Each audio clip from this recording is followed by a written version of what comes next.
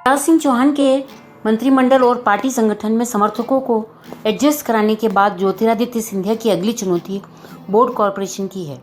मुख्यमंत्री शिवराज सिंह चौहान की कोशिश है कि बोर्ड कॉरपोरेशन में चेयरमैन उन पार्टी कार्यकर्ताओं को बनाया जाए जिन्होंने 28 सीटों के उपचुनाव में पार्टी को सफलता दिलाई और आने वाले कुछ महीनों में एक लोकसभा और 3 विधानसभा सीटों के लिए भी उपचुनाव होना है।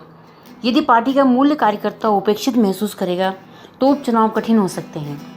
कोरोना की दूसरी लहर के अनलॉक के बाद सिंधिया 2 बार भोपाल आए। उनकी भोपाल यात्रा कई राजनीतिक कयासों को जन्म दे जाती है। लंच डिनर के कार्यक्रम में भी डिप्लोमेसी तलाश की जाती है।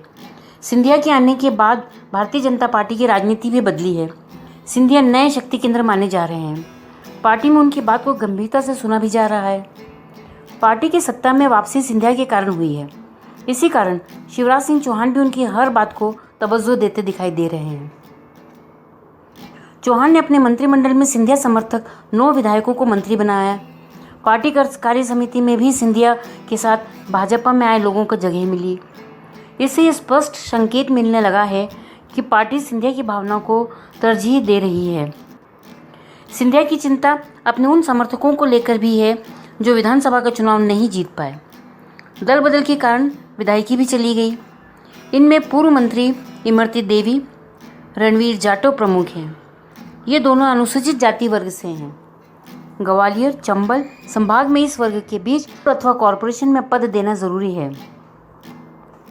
सिंधिया के भारतीय जनता पार्टी में आने के बाद उनके परंपरागत विरोधियों की स्थिति भी कमजोर पड़ी है, लेकिन सिंधिया पार्टी में उनके विरोधियों को भी साधने की कवायद कर रहे हैं।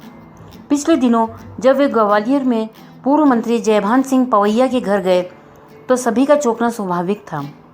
पवैया महल विरोधी राजनीति के नेता माने जाते हैं। ग्वालियर केंद्रीय मंत्री नरेंद्र सिंह तोमर का भी प्रभाव क्षेत्र है, लेकिन वे पार्टी लाइन को समझकर चुप्पी साधे हुए हैं। पार्टी अध्यक्ष विष्णुदत्त शर्मा की नज़र भविष्य की राजनीति पर है। इस कारण वे सिंधिया से तालमेल बिठाकर चल रहे हैं। तोमर और शर्मा की नज़र मुख्यमंत्री की कुर्सी पर है।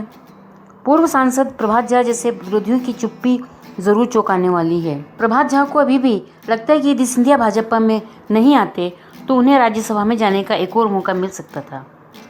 सिंधिया को भारतीय जनता पार्टी में सिर्फ 15 माह ही हुए हैं। अभी तक उन्हें केंद्रीय मंत्रिमंडल में जगह नहीं मिल पाई।